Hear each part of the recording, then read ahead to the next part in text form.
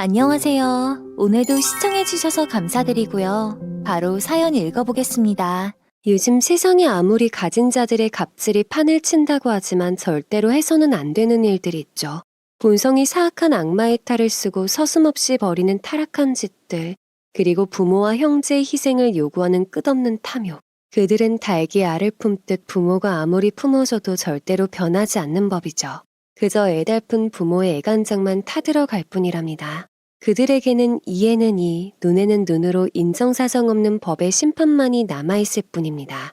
이것들이 나를 감옥에 쳐놓고 회사를 통째로 먹으려고 해. 에이, 더러운 것들. 내가 어떻게 해서든 내 목숨 받아내고야 말 거야. 내가 처음부터 알아봤어. 욕심만 더럭더럭 붙어서는 다 잊혀먹으려고 그 여직원하고도 짜고 친 거 아니야. 억울해서 이렇게 못 살지. 나가면 그것들부터 고소해버릴 거야. 현재 수감 중에도 모든 탓을 저희에게 돌리고 원망하는 아주버님과 형님의 막말이랍니다. 안녕하세요. 저는 결혼 6년차 남편과 쇼핑몰을 운영하고 있는 40대 초반의 여성입니다. 요즘 장마철이라 주말에 시댁으로 건너와서 감자전을 자주 해먹는데 귀여운 시조카들이 어찌나 잘 먹는지요.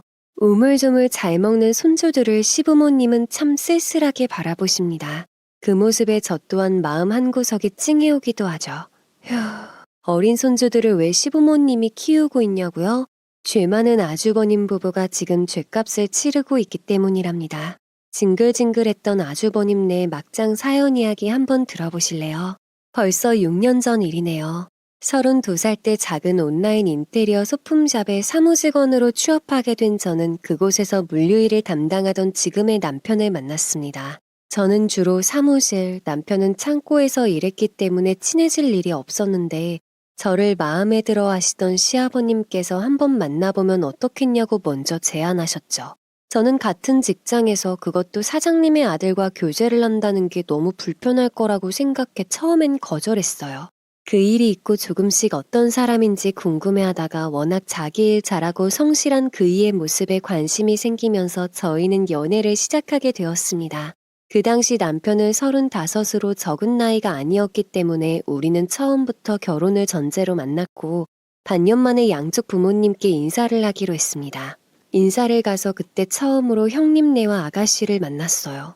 몇 번 회사에서 뵌 적 있는 시어머님은 저를 너무 반갑게 맞이해 주셨고 첫인사라고 꽃다발과 한우 세트 수박을 들고 찾아뵈었죠. 어머, 과일 세트도 아니고 딸랑 수박 하나? 아유, 없어 보여라. 친정에서 보고 배운 것 없나 봐. 그러게요. 친정이 부실하니 배운 게 없어서 그런가 보죠. 그러니 사장 아들인 우리 오빠를 꼬셨겠죠. 얼굴도 별로구만. 도대체 어떻게 꼬셨대? 능력도 좋아? 형님과 아가씨는 저를 위아래로 쓱 훑어보면서 저의 친정까지 들먹이며 수군거렸어요. 자기들끼리 흉을 보고 있었지만 저의 귀에도 분명 들으라고 하는 비아냥 소리였죠. 남편이 말하길 아주버님과 형님은 예전부터 하는 사업마다 족족 말아먹어 시부모님의 속을 태웠다고 합니다. 게다가 돈의 개념도 부족하고 이기적이라고 했죠. 아가씨 또한 철이 덜 들어 버릇이 없다고 했는데 형님이 들어온 후로 둘이 죽이 맞아 더 심해졌다고 했죠. 그게 다 마음 약한 시부모님이 모두 받아주셨기 때문이라고 했어요. 이미 남편에게 들은 말이 있어 기분이 나빴지만 그러려니 했어요. 시아버님께서 저희 만남을 추진하셨었기 때문에 그날은 별다른 인사 없이 거의 결혼 관련 이야기를 했어요. 신혼집 이야기가 나왔을 때는 진짜 난리도 아니었죠. 아버님께서 저희에게 시댁에서 가까운 신축 아파트를 구해준다고 하셨는데 그 당시 저희 지역의 신축 아파트 분양가가 3억 중반 정도 할 때였습니다. 남편과 제가 그동안 모은 돈으로는 집을 구하기 어려워서 당연히 시댁에서 도움을 주실 거라고 예상은 했지만 생각보다 더 큰 금액이라 남편도 저도 놀랐습니다. 거의 2억 넘게 도와주시는 거였어요. 아버님, 저희도 이번에 신도시 아파트로 이사가게 1억만 보태주세요. 지금 아파트는 우리 가족 4명이 살기엔 좁기도 하고 오래돼서 아파트 값도 오르지도 않고요. 솔직히 저희 결혼할 때는 그 정도 지원도 못 받았잖아요. 저 아버님만 믿고 새 아파트 50평대로 알아볼게요. 제목도 미리 주세요. 아빠 너무 차별하시는 것 같아요. 어차피 소품샵은 둘째 오빠한테 주실 거고 집안 재산 오빠들한테 다 가기 전에 미리 받아야 되겠어요. 아니면 각서라도 써주세요. 형님과 아가씨가 서로 재산 타령을 하면서 분위기가 급속도로 나빠졌어요. 저는 어쩔 줄 몰라 했고 남편도 첫인사에 가족들이 싸우는 모습을 보여줘서 미안하다고 난감했죠. 아버님께서는 큰 소리가 계속 나자 사과를 하고 저를 먼저 돌려보내셨어요. 제가 집에 돌아와 친정 부모님께 있었던 일을 털어놓자 부모님은 장녀인 제가 시집을 가는데 처음부터 시댁에서 갈등이 생기는 것을 원치 않으셨어요. 그리고 아파트 구하는데 보태 쓰라고 1억이 든 통장을 저에게 주시더군요. 평생 목수일을 하신 아빠와 인테리어 현장에서 페인트공으로 일하신 엄마가 힘들게 모았을 그 돈을 선뜻 받기가 쉽지가 않았어요. 괜찮다 거절했지만 딸이 결혼해서 행복하게 사는 게 효도라며 원래 제 몫으로 모은 거라고 하셔서 감사하게 그 돈을 받았네요. 솔직히 없는 집안이라 못 만들어 왔다는 말을 듣기 싫어서 받은 것도 있었습니다. 다음 날 남편과 어제 있었던 일을 얘기하는데 제가 나오고 나서 형제들이 다 같이 큰 소리를 내며 싸우다 결국 형님네가 이사 갈 때 1억 원을 지원해 주시기로 아버님께서 약속을 하셨대요. 그 틈에 아가씨도 나중에 자기 결혼할 때 아들과 차별하지 않겠다는 약속을 받아냈다죠. 괜히 저 때문에 분란이 일어난 것 같아 불편한 마음이 들었죠. 저희 부모님이 집값에 보태라고 1억을 주셨다고 우리 그냥 1억만 받아서 나머지는 우리가 해결하자고 남편에게 얘기했어요. 그 돈 두 분 노후 자금이실 텐데 귀한 돈 받아왔네. 너무 죄송해서 어쩌냐. 내가 열심히 일해서 두 분에게 꼭 효도할게. 남편은 자신이 열심히 일해서 나중에 여기를 물려받으면 저희 부모님께도 꼭 효도를 하겠다고 저에게 다짐했어요. 이런 든든한 남편 덕분에 결혼까지는 많이 힘들지 않았지만 결혼 후 사사건건 부딪히는 형님네와 시부모님께 예쁨 받는 저를 시기하는 아가씨 때문에 짜증이 날 때가 너무 많았었죠. 시댁 식구가 저희 집으로 첫 집들이를 오기로 한 날이었습니다. 일어나서 남편은 청소를 하고 저는 음식 준비를 한다고 바빴는데 형님께 전화가 왔어요. 동서, 우리는 점심때 도착할 거야. 우리 애들 좀 전에 일어나서 아직 밥도 못 먹였어. 간단하게 우유랑 토스트만 준비해놔?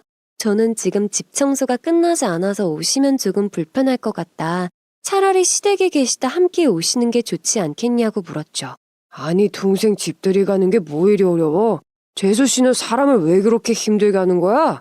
하지만 아주버님이 옆에서 언성을 높이며 말씀하시는 바람에 어쩔 수 없이 알겠다고 하고 전화를 끊었습니다. 저의 한숨소리에 옆에서 모두 듣고 있던 남편이 이렇게 된 거 그냥 대충 낮에 집들이 하자며 시부모님께 연락을 드렸어요.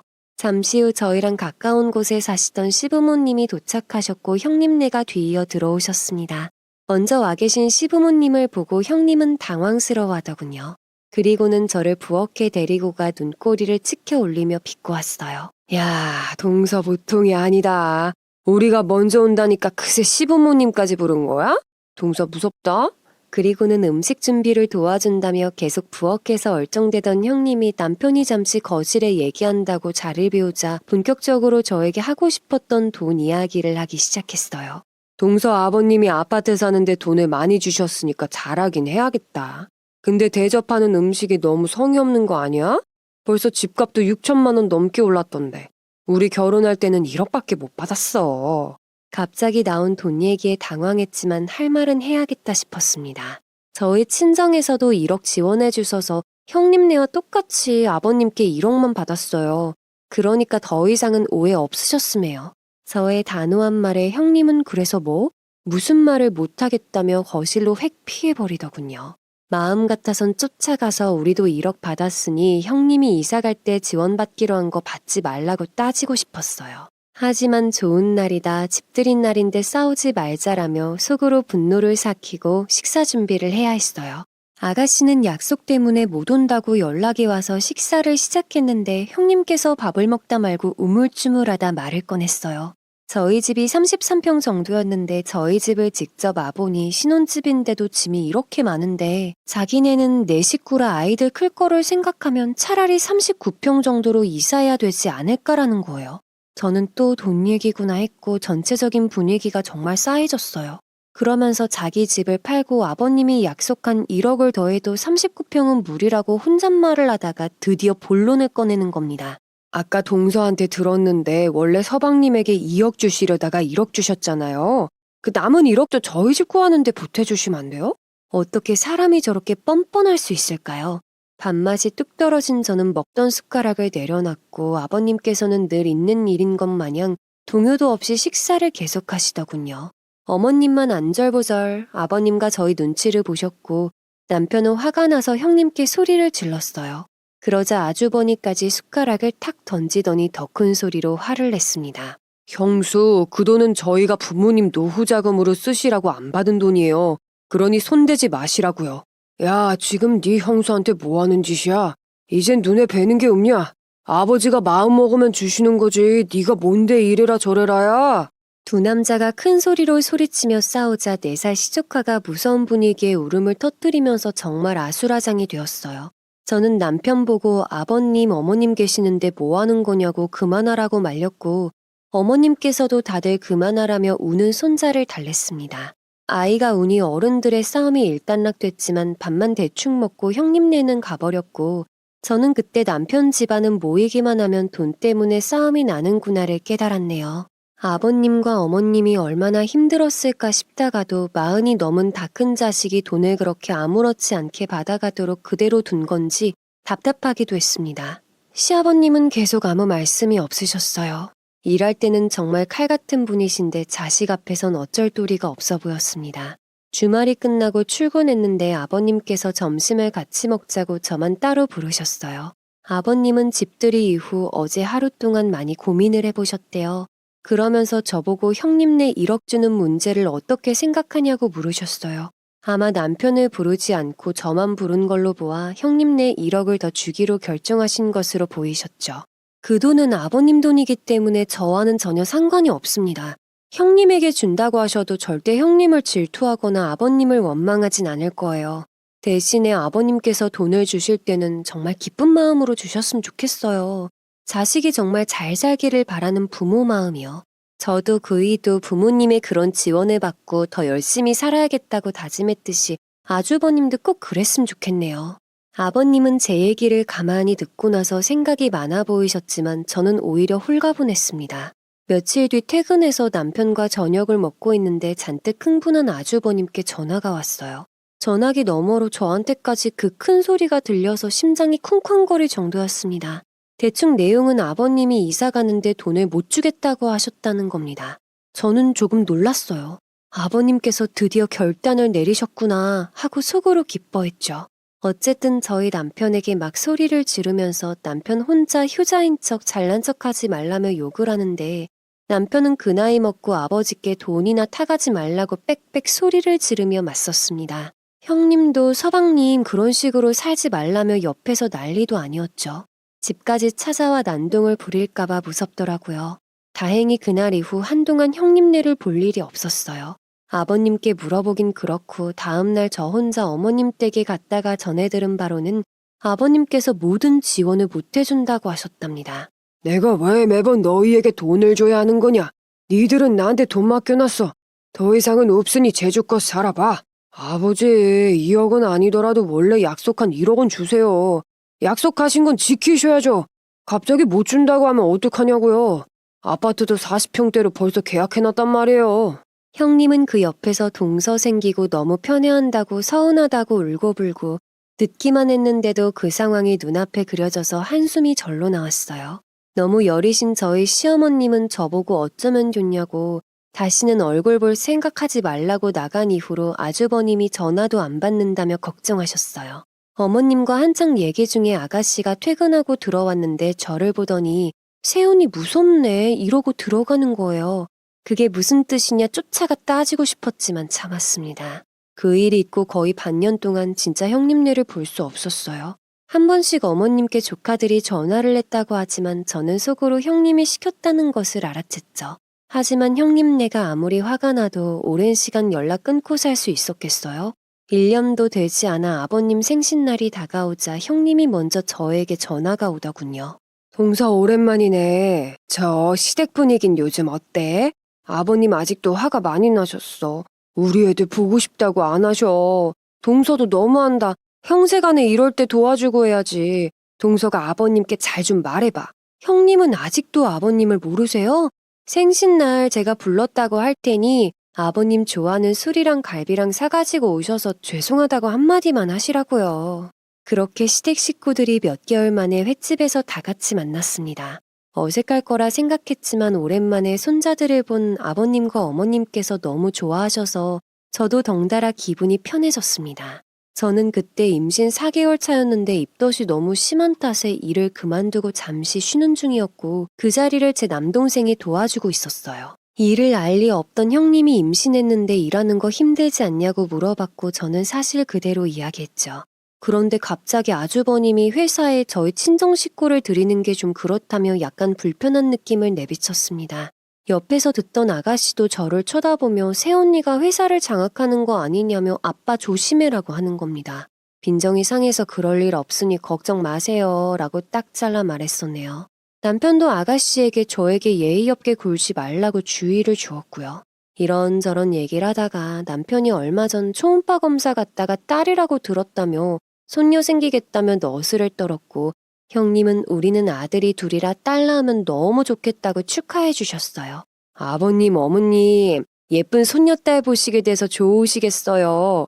그런데 쇼핑몰은 저희한테 주셔야겠네요. 형님은 웃으면서 그 말을 이상하게 하는데 아주 기분이 불쾌해지더군요.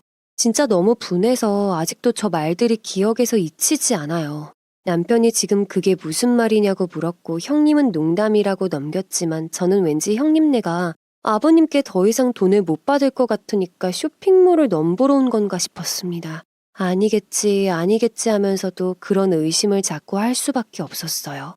그 의심은 곧 확신이 되었는데 아주버님이 주식으로 크게 손실이 나면서 운영 중이던 2개의 편의점 중 한 곳을 정리하고 한 곳은 형님께 맡기고 자신은 쇼핑몰에서 가족과 같이 일하고 싶다며 저희를 찾아왔어요. 알고 보니 아버님께서 저희 허락을 받아오라고 하셨대요.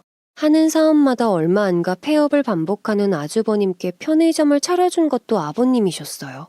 근데 그 편의점도 못 지키고 정리를 한다 하니 7년 넘게 아버님 밑에서 묵묵히 일만 해왔던 남편은 당연히 기분이 좋지 않았죠. 쉽게 그러자는 말을 할 수가 없었고 아주버님은 일단 집으로 돌아갔어요. 난 당신이 하자는 대로 할게요. 내가 열심히 일해서 지켜온 회사인데 형은 날로 먹는 것 같아서 기분이 안 좋긴 하지만 어차피 쇼핑몰도 커져서 물류팀 부강도 해야 하니까 마지막으로 형님한테 기회 줘보자. 그렇게 아주버님은 쇼핑몰의 물류팀에서 일을 하게 되었어요. 5살 차이가 나는 친형의 상사로 일을 같이 하는 게 남편에게 얼마나 스트레스일지 눈에 뻔했어요. 중국 공장에서 물건이 들어오는 날은 거의 하루 종일 물건을 내리고 검수하고 정리하느라 바쁜 날인데 몸이 힘든 건 둘째치고 형이 자꾸 농땡이 치는 걸 보고 있으면 스트레스로 더 힘들어했어요. 다른 아르바이트생들에게도 영향이 갈 수밖에 없으니까요. 아버님께 이이가 너무 힘들어한다고 말씀드리고 싶었지만 남편은 그런 것도 관리하는 게 자신의 일이라며 괜찮다고 했어요. 아버님이 힘들게 꾸려오신 회사를 자신이 지키려면 더욱 열심히 해야 한다고 오히려 저를 위로해 주더군요. 그래서 저는 쉬고 있는 중에도 남편에게 조금이나마 도움이 되고 싶어서 남편이 작은 인테리어 소품을 가지고 오면 저희 집에 배치하여 사진을 찍어 회사로 보내는 일을 했어요. 제가 찍은 사진들이 구매자들에게 반응이 좋아 인기 품목이 되면서 매출이 많이 오르자 아버님께서 저에게 인센티브 겸 곧 태어날 저희 아이의 출산 축하 선물로 차고입에 보태쓰라고 3천만 원을 주셨는데 아주버님께 전해들은 건지 그걸 알게 된 형님이 전화를 하셨어요. 동서 3천만 원 받아서 차도 바꾸고 좋겠네. 일도 안 하는데 아버님께서 너무 잘 챙겨주시는 거 아니야? 그렇게 큰 돈도 턱턱 받고 좋겠다. 그러면서 자기도 차를 사야 하는데 아버님은 이제 자신에게는 용돈을 안 주신다며 하소연하는 대충 그런 내용이었어요. 그동안 쌓인 경험치로 네, 그렇구나 얄밉게 동조했더니 저보고 축하해주러 전화했는데 형님한테 함부로 한다며 화를 내고 끊는 거예요. 화를 내는 형님을 보니 속이 다 시원했어요. 그러고 나서 며칠 뒤 큰 사건이 있었는데 아직도 잊지 못하는 큰 상처가 된 일이에요. 출산일이 점점 다가오면서 친정 엄마가 저희 집에 살림을 도와주러 오시곤 했을 때입니다. 점심을 먹고 엄마랑 낮잠을 자고 있는데 누가 벨을 누르는 겁니다. 제가 먼저 깨서 조용히 방문을 닫고 인터폰을 보니 형님과 아가씨가 서 있었어요. 환장의 조합을 보니 문을 안 열어주고 싶은 마음이 굴뚝 같았지만 엄마가 깰까봐 문을 열어줬습니다. 무슨 일이에요? 지금 친정엄마가 안방에서 주무시고 계세요. 용건만 간단히 말하세요. 언니, 저 한 번만 살려주세요. 아빠가 주신 3천만 원, 저 결혼할 때 축의금 미리 준다 생각하고 지금 주세요. 네? 다짜고짜 아버님에게 받은 3천만 원을 달라는 소리에 저는 너무 어이가 없어서 그거는 안 될 것 같다고 했죠. 무슨 일인지는 모르겠지만 아버님께 지금 아가씨 상황을 얘기하고 도움을 받는 게 좋을 것 같다고 말했어요. 동서, 가족끼리 돕고 살아야지 왜 그렇게 매정하냐. 아가씨가 그 돈이 필요하다잖아. 그럼 형님이 주세요. 형님도 못 주시면서 왜 제가 받은 돈은 아가씨한테 주라고 하세요? 순간 욱한 형님이 요새 왜 이렇게 기고만장해져서 형님한테 막대하냐고 소리를 질렀고 저는 엄마가 깰까봐 돌아보는데 아가씨가 저더러 우리 집에 돈 보고 들어온 주제에 겨우 3천만 원 가지고 유세 떤다며 막말을 했습니다. 너무나 화가 나서 아가씨 큰 소리를 질렀는데 뒤에서 방문이 열리며 엄마가 나왔어요. 안에서 듣자니까 정말 너무들 하네요. 우리 딸 돈 보고 결혼시킨 거 아닙니다. 사돈 처녀는 아무리 돈이 급해도 그렇지 어떻게 만삭인 손 윗사람한테 버릇없이 막말을 하는 겁니까? 친정 엄마까지 나오셔서 큰 소리로 호통을 치시자 형님은 저희 엄마를 막아서며 오해가 있는 것 같다고 달래려 했어요. 엄마는 길길이 날뛰며 안사돈도 우리 딸에게 시집살이 안 시킨다는데 그쪽이 뭔데 우리 딸을 괴롭히냐며 형님께도 큰 소리로 호통을 치셨죠. 그리고는 만삭인 임산부 피곤하니 썩 나가라며 그들을 현관 밖으로 쫓아내셨어요. 두 사람의 만행을 처음 목격하신 엄마는 충격이 크셨는지 그냥 넘어갈 일이 아니라고 하셨습니다. 그리고는 남편에게 전화를 걸어 방금 전 상황을 이야기하고 따졌죠. 이서방, 우리 딸 아직까지 이러고 살았나? 아니 시댁 식구들이 왜 떼거지로 몰려와서 임산부를 괴롭히는 거냐고. 당황한 남편은 엄마에게 죄송하다고 사과를 했고 바로 시댁으로 쫓아가 시부모님께 말씀드리고 시누이를 불러내어 호되게 꾸짖었답니다. 너 또 무슨 사고를 쳤길래 만삭인 네 언니한테 가서 그따위 싸가지 없는 짓을 한 거야? 3천만 원이 네 돈이야. 왜 툭하면 못 잡아먹어서 안달이냐고. 바른 대로 말 못해? 썩 말하지 못해. 어디서 질질 짜고 있어. 또 무슨 사고를 쳤길래 3천만 원을 달라고 떼를 쓴 거야. 그날 시아버님과 남편이 작정하고 아가씨를 족쳤는데 내용은 대략 이러했어요. 아가씨는 제가 결혼하기 전부터 과소비로 인한 카드빚이 있었는데 여차하면 아버님께서 도와주시겠지라는 안일한 생각을 가지고 있었답니다. 그런데 제가 들어온 후 아버님이 아주버님께 돈을 주지 않는 모습을 보고 걱정이 심해졌고 그런 와중에 부모님께 예쁨 받는 제가 너무 미웠대요. 그때는 당장 신용불량자가 될 것 같아 스트레스가 극에 달했는데 마침 형님한테 전화가 와서 형님에게 돈을 좀 빌려달라고 했지만 요즘 자신도 어렵다고 거절을 했답니다.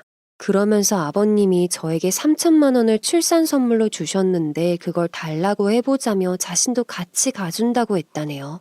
어차피 아가씨가 나중에 결혼하면 축의금도 줘야 하는데 그냥 달라고 하는 게 어떠냐고 설득까지 했다지 뭔가요. 그러니까 형님이 옆에서 아가씨를 부채질해서 일을 이 사태로 만든 원흉이었죠. 뭐야 카드빚. 빚 갚아준 지 얼마나 지났다고 아직도 버릇을 못 고쳐서. 당장 나가. 남편도 너무 화가 나서 말리질 않고 지켜보기만 하자 마음 약한 시어머님이 시아버님을 붙잡고 달랬다고 합니다. 아가씨의 빚은 아버님께서 갚아주는 대신에 월급을 압류해서 용돈을 받아 쓰라고 했다죠. 그 말을 들으니 저는 솔직히 통쾌하기도 했습니다. 제발 철 좀 들었으면 했어요. 일의 내막을 알게 되니 아가씨도 미웠지만 형님에게 더 큰 실망을 하게 되었네요. 어떻게 윗사람이 돼서 저렇게 못났을까 안쓰러운 마음까지 들더군요. 제가 출산을 하고 아가씨가 병원으로 찾아왔는데 정말 미안하다며 조카를 볼 자격도 없다고 울먹였어요. 사과하면서 예전에 싸가지 없는 모습보다는 많이 풀이 죽은 모습에 괜히 마음이 약해져 오더라고요. 그래서 예전의 상처를 잊을 순 없지만 앞으로 가족으로 살아갈 날이 많으니까 조금씩 좋은 기억들로 채워가면서 노력해보자고 다독였네요. 사람이 쉽게 변하진 않는 법인데 그래도 잘못했다고 하니 일단은 지켜봐야겠죠. 그 일로 시어머님은 친정 엄마에게 찾아와 집안 단속 못한 죄가 크다고 사과를 하시고 돌아가셨어요. 엄마도 시어머니가 직접 사과를 하시니 어쩌겠어요. 화를 푸시는 수밖에요. 아가씨와는 그렇게 풀고 나서 저녁에 형님에게 전화가 올 때까지 많은 생각을 했습니다. 내가 끝까지 안 보자면 안 볼 수 있는 사이라고 하지만 시부모님을 생각하면 또 너무 불효하는 것 같아 어떻게 해야 하나 계속 고민을 했어요. 그래서 그냥 일단은 표면적으로 용서하기로 했죠. 똥이 무서워서 피하나요? 더러워서 피하지. 하지만 형님과의 악연은 피할 수 없는 것이었어요. 저희 딸이 갓 9개월쯤 됐을 때 아버님께서 계단을 내려오시다가 넘어지셔서 크게 다치셨는데 하필 고관절 쪽에 금이 심하게 가서 수술을 해야 했습니다. 무릎이라든지 팔꿈치 이런 데는 회복이 그나마 나은 편인데 고관절을 수술하게 되면 후유증, 재활 등을 걱정해야 할 정도였어요. 거기다 갑자기 회사에서 격리로 일했던 직원마저 결혼으로 직장을 그만둘 거라고 해서 가족끼리 모여서 회의를 하게 되었습니다. 아버님이 완쾌되셔서 복귀하실 때까지 내가 물류일을 줄이고 아버님이 하시던 업무를 볼게요. 그건 아니지. 네가 사장이라도 되는 줄 알아? 아버님이 아직 물려준 것도 아닌데 절대로 안 돼. 그러면서 아버님께서 누워있어도 계약 컨펌이라든지 회사 돌아가는 건 보실 수 있다고 그냥 공석으로 비워두고 일을 하자고 했습니다. 재활 때는 한 번씩 회사에 오셔서 업무를 보면 되니 굳이 남편이 그 일을 할 이유가 없다는 거예요. 아마 저희에게 회사를 물려줄까봐 안달이 났던 거겠죠. 근데 여기서 더 어이가 없었던 건 형님이 자신이 회사에 도움이 되고 싶다고 격리 일을 해보겠다고 나서는 거예요. 저와 남편은 그건 안 된다 반대를 했고 형님은 요새 편의점에서 거의 10시간 넘게 일을 한다며 편의점 관리를 하면서 아이 둘 키우기가 너무 힘들다고 하더군요. 저희가 그동안 아버님께 너무 불효만 했잖아요. 아버님이 이렇게 다쳐서 누워 계시니까 후회되는 일뿐이네요. 이제는 제가 열심히 일해서 아버님께 보답을 하고 싶어요. 아버님께 눈물까지 흘리며 매달리는데 아주 속이 훤히 보이는 생쇼를 하더군요. 아니, 돈을 받고 일하는데 왜 보답을 한다는 건지 저는 이해가 안 갔어요. 이 문제를 두고 형님네와 며칠을 싸웠는데 결국 아버님께서 저희를 따로 불러 다독이면서 한번 시켜보고 나서 다시 얘기해보자 하셨습니다. 수술하고 아직 일어나지도 못하고 누워 계신 분이 그렇게 말씀하니 어떻게 하겠어요. 어쩔 수 없이 알겠다고 했습니다. 그렇게 형님이 격리 업무를 인수인계 받고 회사에서 일한 지 한 2개월 정도가 됐을 때 저 대신 일을 도와주고 있던 제 남동생에게서 뜻밖의 이야기를 들었습니다. 아주버님께서 CS 담당 여직원에게 자꾸 치근덕거린다는 거예요. 아니 같은 사무실에 형님이 있는데 어떻게 그럴 수 있냐고 설마 하며 대수롭지 않게 넘겼습니다. 누나 언제쯤 복귀할 거야? 나 이러다가 피 말라서 죽겠어. 형님이 자신 보고 걸핏하면 누나 덕으로 쉽게 돈 번다, 농땡이 부린다, 월급 좀 덜 받아야 하는 거 아니냐 등 막말을 하면서 엄청 괴롭힌대요. 원래 저는 욕심이라면 욕심이지만 아이가 3살이 될 때까지 집에서 육아를 하고 싶었어요. 남편의 월급이 많은 편은 아니어도 크게 돈 쓸 일이 없어서 아껴 쓰면 세 식구 생활하는데 문제가 되지 않았거든요. 그런데 그 말을 듣고 나니 형님과 같은 사무실에서 일하게 된 제 동생을 너무 배려하지 못했다는 생각이 들더군요. 하나 남은 편의점까지 정리하고 쇼핑몰로 들어온 걸 보면 아무래도 남편을 제치고 자신들이 쇼핑몰을 물려받겠다는 심산인 것 같은데 그런 형님 눈앞에 제 동생이 있었으니 고양이한테 생선을 맡긴 격이 아니었겠어요. 얼마나 괴롭혔을지 눈에 빤히 보였습니다. 미안하다. 조금만 더 참고 있어. 누나가 미니 돌진하고 어린이집만 적응시키면 얼른 복귀할게. 겨우 하소연하는 남동생을 다독여놨더니 딸 돌잔치가 끝나고 얼마 후 갑작스럽게 CS 담당 업무를 하던 여직원이 그만두고 나가게 되면서 저는 준비도 없이 복직을 하게 됐어요. 그럴 사람이 아니었는데 따로 말도 없이 더 이상 못 다니겠다는 통보를 하고 그냥 나가버렸다네요. 저번에 남동생에게 들은 얘기도 있고 해서 괜히 걱정이 되긴 했지만 예민한 부분이라 남편에게는 따로 물어보지 못했어요. 새로 직원을 뽑을 동안 저는 CS 업무를 보게 되어서 사무실에는 저 남동생 형님이 한 사무실에 있게 되었는데 진짜 지옥이 따로 없었습니다. 저와 남동생이 조금만 얘기를 하거나 붙어 있으면 불만 가득한 표정으로 저희를 주시하는데 마치 감시를 받는 느낌이었습니다. 저의 상사도 아닌데 이것저것 참견하면서 가르치려 드는데 저보다 회사 업무도 못 보는 사람이 자꾸 그러니까 저도 화가 슬슬 치밀어 오르기 시작했어요. 그쯤 사건이 터졌습니다.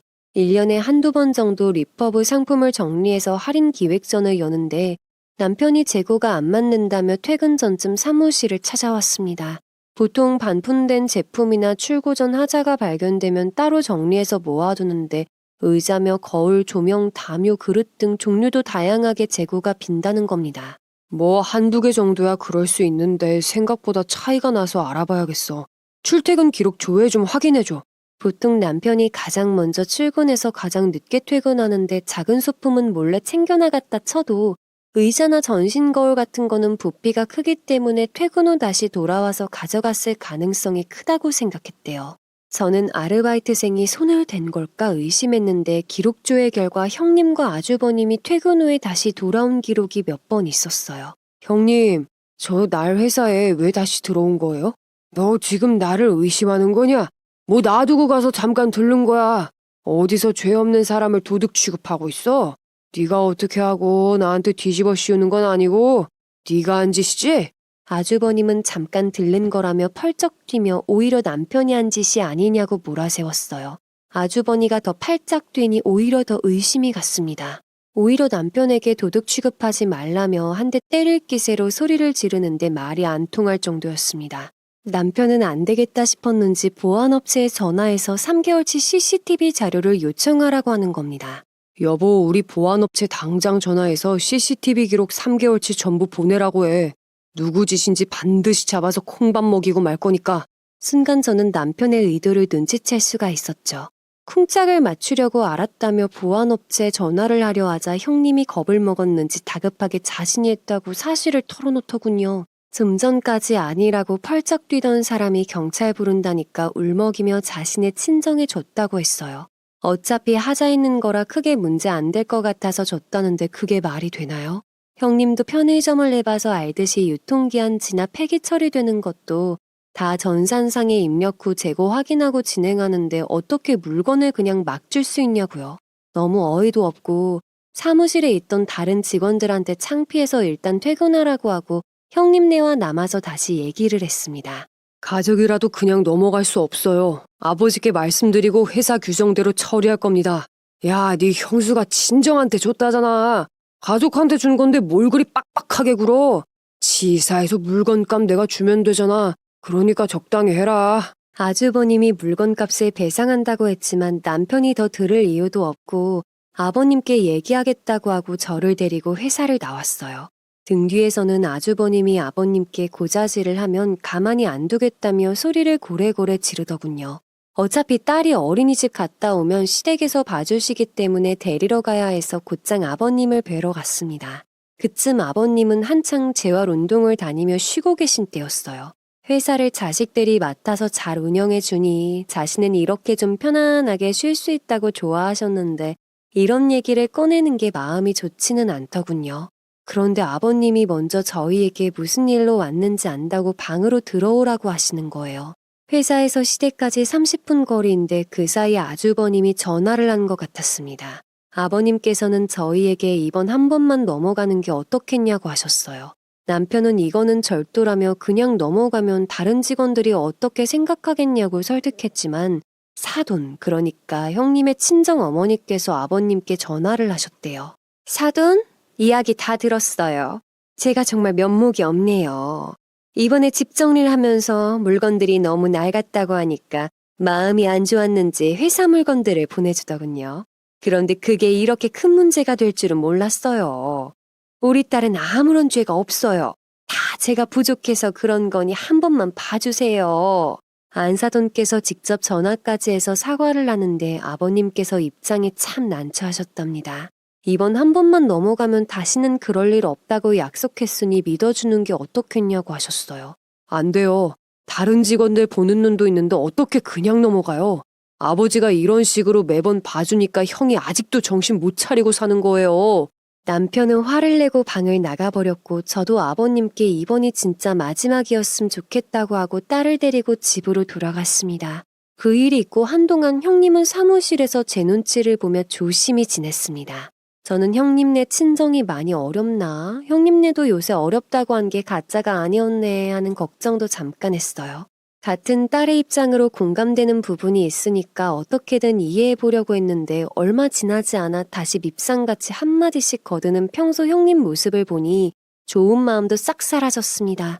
역시 꼬인 본성이 어디 가겠나요? 얼마 후 CS 담당 새 직원이 들어왔고 남동생은 그동안 모은 돈으로 유럽 일주를 떠났어요. 저는 원래의 제자리로 돌아가 업무를 보기 시작했죠. 최대한 형님을 신경 쓰지 않으려 일만 했습니다. 새로운 제품이 들어오면 스튜디오에서 제품 촬영을 하는데 분기별로 스튜디오 룸을 새로 꾸며야 해요. 그게 제 업무 중에 하나인데 공장 내 작은 스튜디오에서는 한계가 있다 보니까 다양한 분위기의 사진을 촬영하기가 어려웠습니다. 그런데 좋은 기회로 저희 아빠가 카페 인테리어 현장에서 일하셨다가 장소 협찬을 받아오셨어요. 아직 오픈 전에 인테리어가 막 끝난 신축 카페라 분위기가 너무 좋았고 새로운 제품뿐 아니라 기존에 촬영한 지 오래된 제품도 가져가서 신나게 촬영을 했습니다. 당연히 새로 업데이트된 제품의 소비자 반응이 좋아서 그달의 매출이 올랐어요. 오랜만에 아버님께서 회사에 오셔서 다 같이 회식을 하자고 하셨습니다. 이번에 사돈이 장소 협찬도 도와주시고 신제품 매출도 반응이 좋았다며. 이거 얼마 안 되지만 사돈들 모시고 식사도 대접하고 용돈도 드리고 하렴. 너도 고생했다. 회식 자리에서 아버님은 고생했다며 금일봉까지 주셨어요. 그 자리에서 금액이 얼마인지 열어보는 건 아닌 것 같아 감사하다고 가방에 넣어두고 회식을 즐겼습니다. 형님은 제가 돈 봉투 받는 걸 보고 연신 술잔을 들이키더군요. 회식 중간쯤 아버님이 먼저 일어나겠다고 하셔서 택시 타는 데까지 배웅해드리려고 일어났는데 같이 따라 나온 형님이 술에 취해서 아버님을 붙잡고 아버님 동서만 이뻐하지 말라고 술주정을 부리는 게 아니겠어요? 아버님 맨날 동서만 이뻐하시고 회사도 서방님한테 물려주시면 저 진짜 가만히 있지 않을 거예요. 회사는 장남인 저희한테 주셔야 한다고요. 여기 손가락 걸고 약속해 주세요. 아버님이 이게 뭐 하는 거냐고 정신 차리라고 화를 내는데도 아랑곳하지 않고 추태를 부리는데 저도 말리다가 노을하며 휘두르는 팔에 몇 번 맞았어요. 그러면서 저보고 불려오래요. 눈웃음 살살 치는 불려오라니 저도 발끈해서 형님이면 좀 형님답게 굴라며 소리를 질렀어요. 형님은 자꾸 까불지 말라며 제 멱살까지 붙잡고 마구 흔들어댔어요. 이 불려오야 어디서 천박하게 눈웃음이나 살살 치고 말이야. 그런다고 내가 회사를 뺏길 것 같냐? 천만의 말씀 만만의 콩떡이다. 이 가증스러운 거사. 제가 안 돌아오자 남편이 나왔다가 이 장면을 보고 형님을 저와 아버님한테서 떼어냈어요. 남편을 본 형님은 회사는 아주버님이 물려받을 거라고 악을 쓰더군요. 그 소란에 다른 직원들이 가게 밖으로 나왔다가 길가에서 우리가 이러고 있는 걸 모두 보게 되었답니다. 아주버님이 창피하셨는지 황급히 달려와서 형님을 끌고 갔어요. 망신도 그런 망신이 없었죠. 먼저 일도 그렇고 다른 직원들 보기 너무 창피해서 그저 한숨만 나왔네요.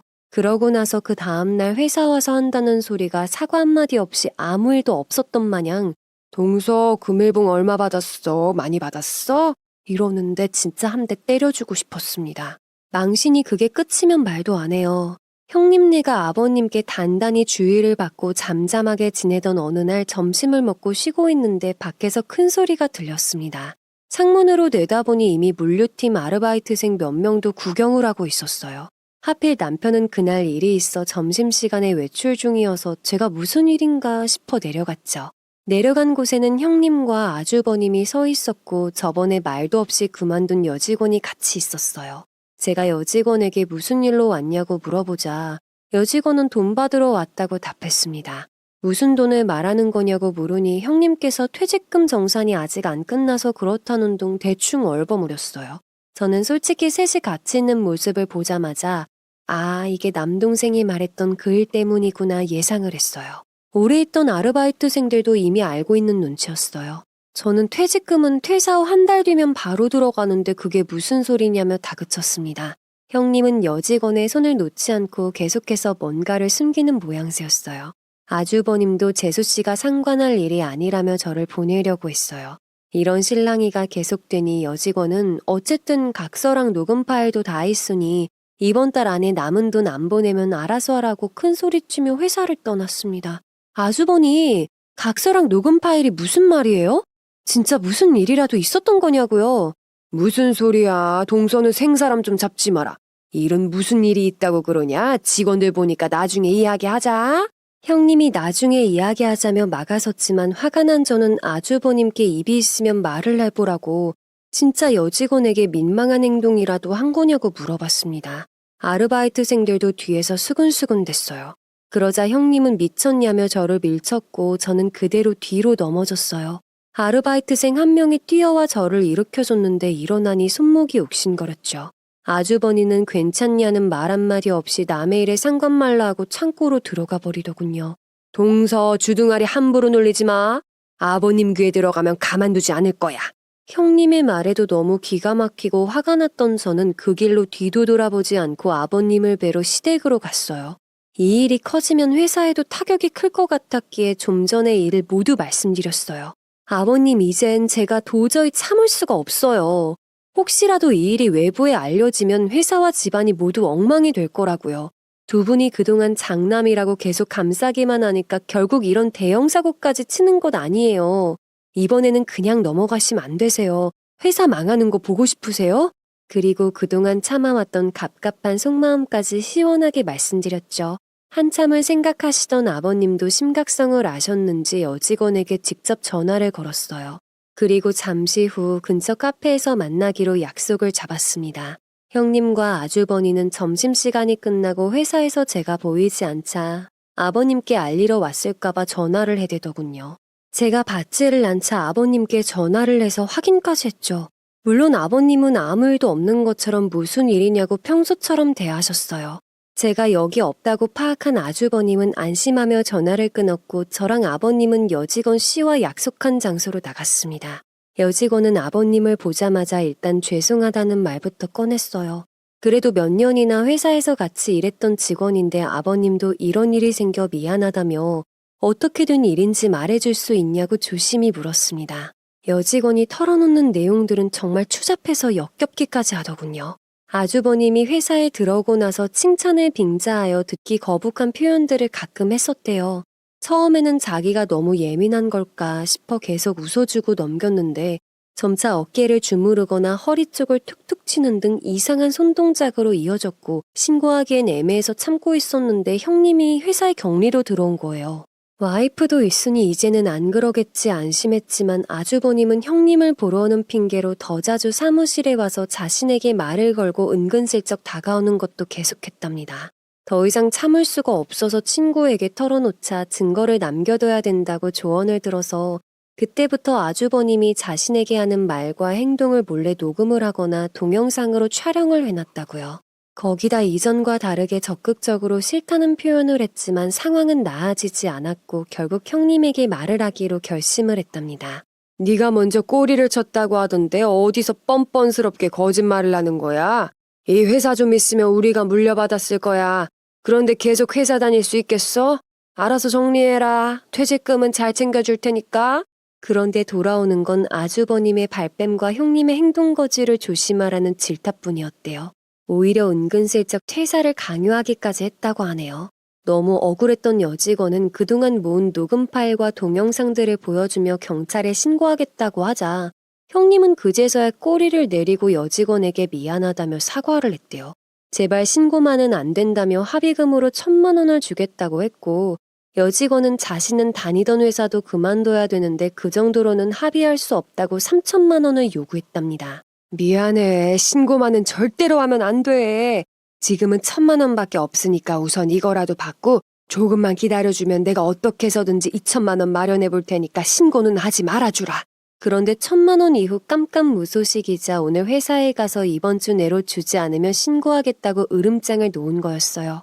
그 얘기를 아버님과 듣고 있는데 이게 진짜 내 주변에서 일어난 일인가 믿기지 않았어요. 아버님도 적지 않게 충격을 받으신 것 같았죠. 내가 대신 사과함세. 정말 미안하네. 자식을 잘못 키운 내 죄가 커. 원하는 걸 말해보게. 내가 자네 억울한 거 조금이라도 보상해주겠네. 아버님은 여직원에게 사과를 하시고 나서 가장 바라는 게 뭐냐고 물으셨어요. 아주버님의 잘못에 대한 처벌인지 아니면 합의금을 원하는 것인지를요. 여직원은 그때만 생각하면 아직도 심장이 두근거린다며 신고를 하고 다시 그때 일을 떠올리며 이리저리 끌려다니는 게 더 고통스러울 것 같다더군요. 혹시나 이런 자신의 상황을 부모님이 알게 되는 것도 무섭다고 했습니다. 그래서 그냥 돈만 받고 조용히 묻었으면 좋겠다고 답했습니다. 아버님은 다시 한번 더 물으셨어요. 신고를 한다 해도 합의금은 꼭 줄 테니 걱정 말고 다시 고민해 보라고요. 여직원의 답은 같았어요. 그냥 잊고 조용히 지나가고 싶다 했습니다. 아버님은 알겠다고 마지막으로 정중하게 사과를 하고 여직원을 돌려보냈어요. 아버님은 일단 저보고 모르는 척 회사로 돌아가라고 했습니다. 이번 달까지 돈을 줘야 한다니 어떻게 하는지 한번 보고 싶다고 하셨어요. 형님네가 주식 손실도 있었지만 투자 사기 문제로 큰 빚이 생겼고 그래서 편의점 정리 전에 아버님께 한 번만 살려달라고 빌었대요. 집담보 대출이라 당장 아이들이랑 쫓겨날 수도 있다고요. 아버님은 더 이상의 대가 없는 지원은 해줄 수가 없으니 편의점을 정리하고 그 돈과 회사에서 가부를 받아 일단 급한 집 담보 대출부터 정리를 하라고 하셨다고 합니다. 그 돈 차용증 받고 가불해준 거야. 네 형님도 편의점 정리해서 빚 갚는다는데 손자들 굶길 수는 없는 일 아니냐. 그래서 격리로 받아준 거고 너희한텐 미안한 일이지만 그때는 그게 최선이었어. 그런데 또 이런 식으로 사고를 치니 원. 그 녀석들이 합의금 준다고 했으니 이번 달만 지켜보자꾸나. 너한테는 정말 면목이 없구나. 그제서야 형님네가 회사에서 사고를 쳐도 저희에게 이해하고 넘어가 줄 순 없겠냐고 했던 아버님의 속사정을 알게 되었습니다.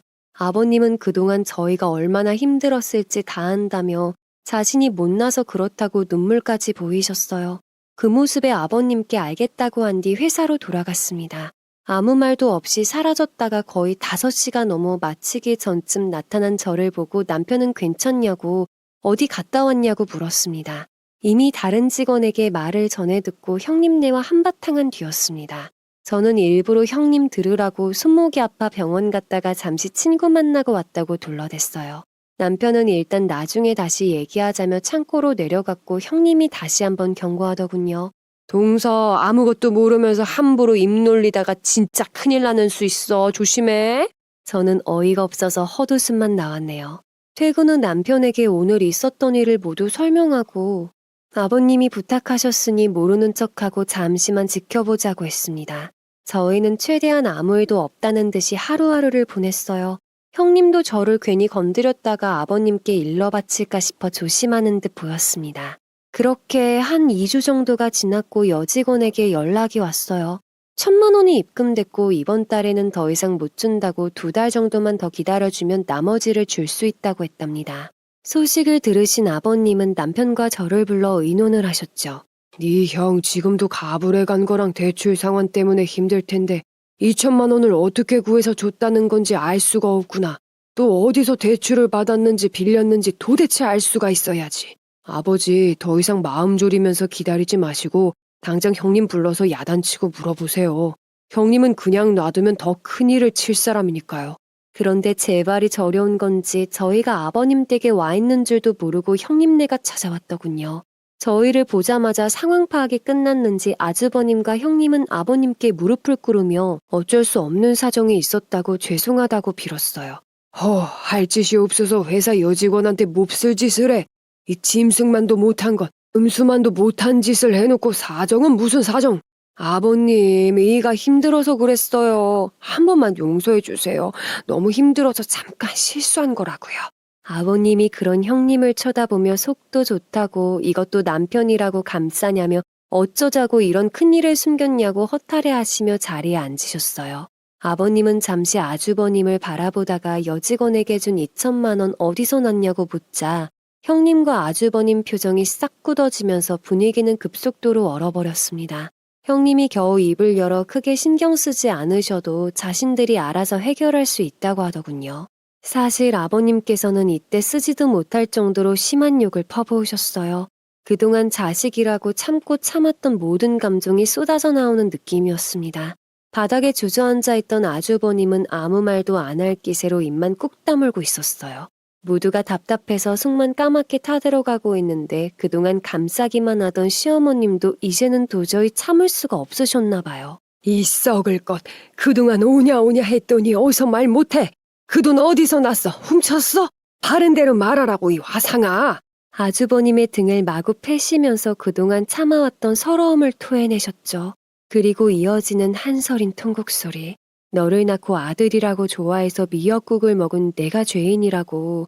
내 자식들 살아생전 비빌 언덕 하나 만들어주고 죽으려고 했는데 언덕이 아니고 그냥 모래사장에 파묻어버렸어야 정신을 차렸겠다면서 바닥을 치며 어찌나 서럽게 우시던죠.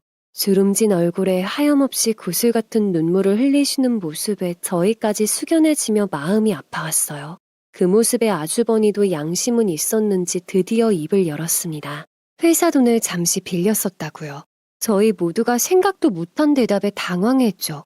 아버님도 모르게 회사 돈을 빌렸다니 무슨 말인가 싶었어요. 형님은 아주버님이 말하는 걸 막으려고 했지만 아주버님은 포기한 듯 이실직고를 했습니다. 회사에 들어오니 사장의 아들이라는 위치가 마치 권력처럼 느껴졌고 자신도 모르게 여직원에게 그런 실수를 저지르게 되었다고 합니다. 정신을 차리고 보니 너무 큰일이라 아버님이 알면 진짜 끝일 것 같아 어떻게든 해결하려고 했대요. 당장 돈 나올 곳이 없으니 회사 돈에 손을 댄 것이었어요. 그냥 잠시 빌린 거예요. 어차피 이 회사 제가 물려받지 못해도 나중에 제 몫은 유산으로 물려주실 거잖아요. 그걸 미리 갖다 쓴 것뿐이에요. 이왕 말 나온 김에 나머지 몫도 지금 주세요. 이게 말이나 된다고 생각하세요? 회사 돈을 횡령까지 해놓고 유산을 미리 갖다가 쓴 거라뇨. 지나가던 개가 웃을 헛소리였어요. 남편이 유산이라는 말에 발끈해서 벌써 아빠 돌아가시는 것까지 생각하는 거냐고 그거는 횡령이라고 소리쳤습니다. 형님도 횡령이라는 말이 나오자 갈 때까지 가보자 작정을 한 건지 본색을 드러냈어요. 서방님도 내숭 떨지 마세요. 그동안 쥐 죽은 듯이 회사에서 아버님 수발든 것도 다 회사 물려받으려고 그런 거 아니에요? 동서도 말해봐. 회사에 들어와서 사장 아들이라니까 돈 생각해서 덥석 결혼한 거 아니야? 그러면서 자기들은 깨끗한 척 정의로운 척 보는데 역겨울 정도야. 뭐라고요? 역겹다고요? 형님네는 입만 벌리면 돈. 아버님께 붙어서 피 빨아먹는 거머리 같아요. 제발 똥인지 된장인지 분간 좀 하고 사시라고요. 형님의 막말에 저도 그동안 참아왔던 말을 하고 나니 속이 다 시원하더군요. 손주들 생각해서 회사로 들어오라고 했더니 허튼 짓에 횡령까지 저지른 아주버님네를 도저히 용서할 수 없었던 시부모님은 큰 결단을 내리셨어요. 뉘우치기는커녕 자신의 남은 유산을 미리 달라는 아주버님의 막장 심보에 큰 충격을 받으신 것 같았습니다. 이건 누가 봐도 감싸기만 한다고 해서 고쳐질 위인들이 아니었으니까요. 둘째야, 저것들은 이제 내 자식도 아니고 네 형도 아니다. 회사 규정대로 법대로 처리해. 둘 다 콩밥을 먹여서 본때를 보여줘라. 세상이 얼마나 험악한지, 부모의 품이 얼마나 따뜻한지 좁고 갑갑한 곳에서 개고생을 해봐야 깨달을 것 같다. 에휴, 썩을 것들. 아버님, 전 시키는 대로 했어요. 저까지 없으면 우리 애들은요. 아이고, 우리 애들 불쌍해서 어떡하냐. 어머님이 좀 말려주세요. 시아버님은 단호하게 법대로 처리하라고 하셨고 아주버니는 아버님의 바짓가랑이를 붙잡고 잘못했다고 늘어졌습니다. 그 와중에 형님은 혼자만 살겠다고 자식들 핑계를 대더군요. 자식을 포기하고 감옥에 보내는 부모의 심정이 어떨지 여러분은 상상이 가시나요? 네, 아마 속이 뭉그러지고 피눈물이 나는 심정이겠죠. 그날 울면서 매달리는 아주버니와 형님을 경찰에 신고하고 횡령죄로 고소를 했어요. 형제를 고소하는 저희의 심정도 참담하기가 그지없었습니다. 저희도 자식을 키우는 입장이 되어보니 형님네가 구속되면 당장 그 어린 조카들이 걱정이 되었거든요. 하지만 계속 이런 식이면 형님네는 조카들에게도 떳떳하지 못한 부모가 되는 것은 안 봐도 뻔한 일이었죠. 그래서 마음 단단히 먹고 시부모님의 뜻에 따라 합의도 없이 법의 심판을 받게 했습니다. 불쌍한 조카들은 시어머님께서 돌봐주시는데 아무것도 모르는 해맑은 얼굴로 그저 할머니가 예뻐해 주시니까 잘 지내고 있답니다. 물론 두 사람은 법정에서도 감옥에서도 저희를 원망하며 저주를 퍼붓고 있는 중이죠. 이것들이 나를 감옥에 쳐놓고 회사를 통째로 먹으려고 해? 에이, 더러운 것들. 내가 어떻게 해서든 내 몫은 받아내고 말 거야. 내가 처음부터 알아봤어. 욕심만 더럭더럭 붙어서는 다 헤쳐먹으려고 그 여직원하고도 짜고 친 거 아니야? 억울해서 이렇게 못 살지. 나가면 그것들부터 고소해버릴 거야. 두 사람은 반성하기는커녕 오히려 저희가 여직원과 짜고 시댁 재산 때문에 더러운 수법까지 썼다는 말도 안 되는 소설까지 쓰더군요. 역시 본성이 더러우니 생각하는 것도 어찌 그 모양인지 사람 참 안 변한다는 말이 맞는 것 같아요. 시부모님은 어린 조카들을 돌보면서 하루하루 꿋꿋하게 잘 버티고 계세요. 그리고 아주버님네가 출소하기 전에 원천 봉쇄를 해야 한다며 남편에게 쇼핑몰의 대표 자리를 넘기셨습니다. 저는 달라진 것 없이 제자리에서 열심히 일을 하며 남편을 돕고 있죠. 아가씨는 아주버님네의 꼴을 봐서 그런지 아직은 말썽 안 피우고 잠잠하답니다. 쇼핑몰은 현 시국으로 인해 중국 공장들이 봉쇄되면서 잠시 위기도 있었지만 집 꾸미기, 인테리어에 대한 수요가 올라가면서 연매출도 오르고 계속 성장하고 있죠. 언젠가는 인테리어 소품의 수입 가구라든지 사업을 좀 더 확장하려는 꿈도 가지고 있답니다. 욕심내지 않고 열심히 하다 보면 이루어지지 않겠어요? 아주버니와 형님이 몇 년 후에는 돌아오겠지만 그때는 마음을 많이 비우고 돌아오면 좋겠네요. 하지만 변하지 않고 돌아온다면 저희 또한 더 독하게 부딪힐 겁니다. 악한 사람한테는 더욱 독하게 하는 것만이 정답이니까요. 저희 시댁의 사연이 참 부끄러운 이야기인데 이렇게 보내는 것은 가족 일로 힘들어하시는 모든 분들께 무조건 참는 것이 능사는 아니라는 것을 말하고 싶네요. 그리고 힘내시라고 응원의 말씀을 드리고 싶습니다. 가족은 정말 포기하는 게 너무 힘든 일이라는 걸 잘 아니까요. 그럼 여러분, 지금까지 제 얘기를 들어주셔서 너무 감사합니다. 우리 모두 행복합시다. 파이팅! 구독과 좋아요, 알림 설정 부탁드립니다.